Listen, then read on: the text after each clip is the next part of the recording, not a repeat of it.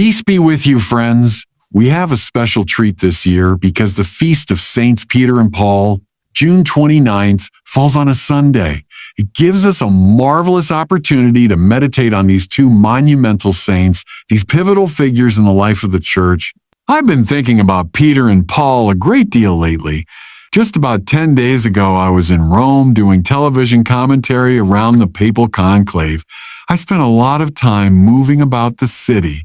12 years ago, I was there under contract to NBC News. This time I was freelancing, going from pillar to post, station to station.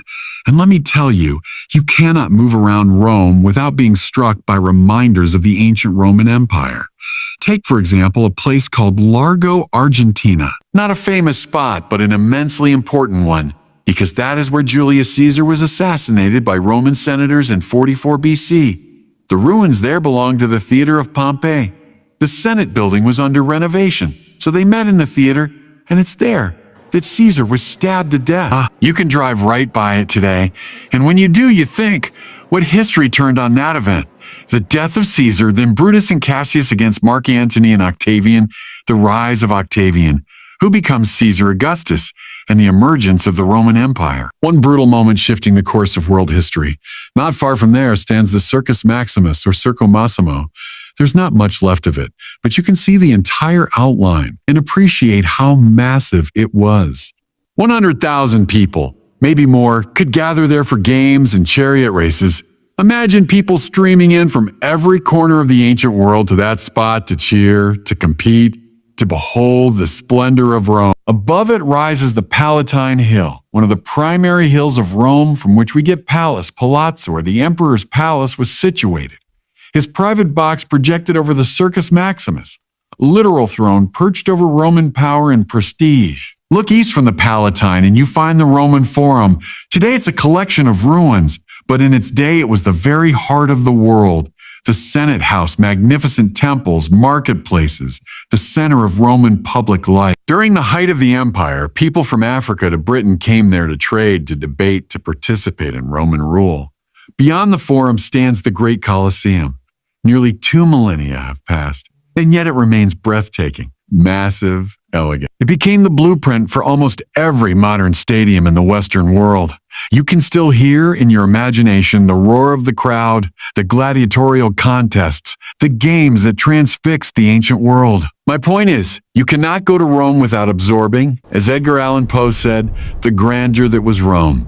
Its power, its magnificence, its dominance over the known world. And yet, around the year 60 AD, into that colossal city arrived a middle-aged man named Shimon Bar Yonah, Simon, son of John, a fisherman from Galilee, a nobody from nowhere. He came as a disciple and friend of Yeshua of Nazareth. That friend had given him a nickname, Kepha in Aramaic, Raki rendered Petros in Greek, Petrus in Latin, hence Peter.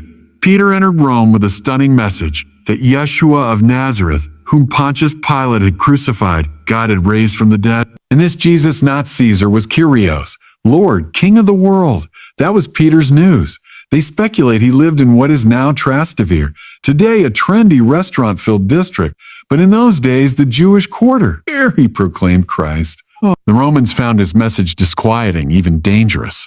So around 64 AD, likely after Nero's great fire, when Nero sought scapegoats, they arrested Peter. They hauled him, perhaps from Trastevere, to the Circus of Nero. Not the Circus Maximus. This was a smaller arena, located just outside the ancient city walls, near what was called the Vatican Hill. Games were held there, and executions. There, Peter was crucified. Tradition says upside down. I find that entirely credible because it is such an odd and vivid detail. It would have stuck in the memory. In the center of that circus stood an Egyptian obelisk, which you can still see today in the center of St. Peter's Square. Very likely that was one of the last things Peter saw. After his death, his body was cut down, dragged a short distance, and buried in a small cemetery on the Vatican Hill. Now picture an observer in 64 AD, the Roman Empire at full strength. Outside one of its arenas, a poor Galilean fisherman is brutally executed, tossed into a shallow grave. Any rational onlooker would have concluded, another nobody crushed by Rome. The empire will endure forever. Whatever that man stood for is already forgotten. But where's the Roman Empire now? Gone. Where is Nero's successor? He doesn't exist. What's left of the Circus Maximus, the Colosseum, the Forum, the Palatine? Ruins. And what of Peter's empire? It stretches north, south, east, and west, across every continent on Earth. Signs of his proclamation are everywhere, and his success. I saw him myself just days ago, stepping onto the balcony, the loggia of St. Peter's Basilica, that magnificent structure built over Peter's very grave, the 266th successor to Peter in an unbroken line. In today's gospel for this feast of Peter and Paul, Jesus asked the apostles, "Who do you say that I am?" Shimon Bar Yonah replies, "You are the Christ, the Son of the living God." Jesus says, "You are Kepha, the rock, and upon this rock I will build my church, and the gates of hell shall not prevail against it." Back in the year 64, any Roman would have laughed. Now nothing is bringing down this empire, and yet history shows Rome collapsed. But the church built on the rock of Peter's faith still stands. Yes, with scandals and sinners, corruption and weakness, but still it stands. The gates of hell have not prevailed. Let me suggest to you that this is not fantasy, not pious rhetoric. It is mystical truth, revealed in history. From the words of Jesus to what my eyes saw a few days ago in Rome, there is a straight line, which brings us to St. Augustine of Hippo, spiritual father of the order to which our Holy Father belongs. Augustine wrote a massive work called The City of God. In it, he contrasts two cities. The city of man, built on pride and self-love, marked by violence and domination. The city of God, founded on love of God, on charity, on forgiveness, on nonviolence. And Augustine boils it down to one question: which city do you belong to? To which emperor do you pledge allegiance? Whose citizen are you? Finally, friends, in the city of Rome, even today you can see both realities, the wreckage of a once great earthly empire and the living church 2,000 years strong under the shepherding of Peter's successor. So which city? Which king? That's the only question. In the end, that truly matters. God bless you. Thanks for joining us today.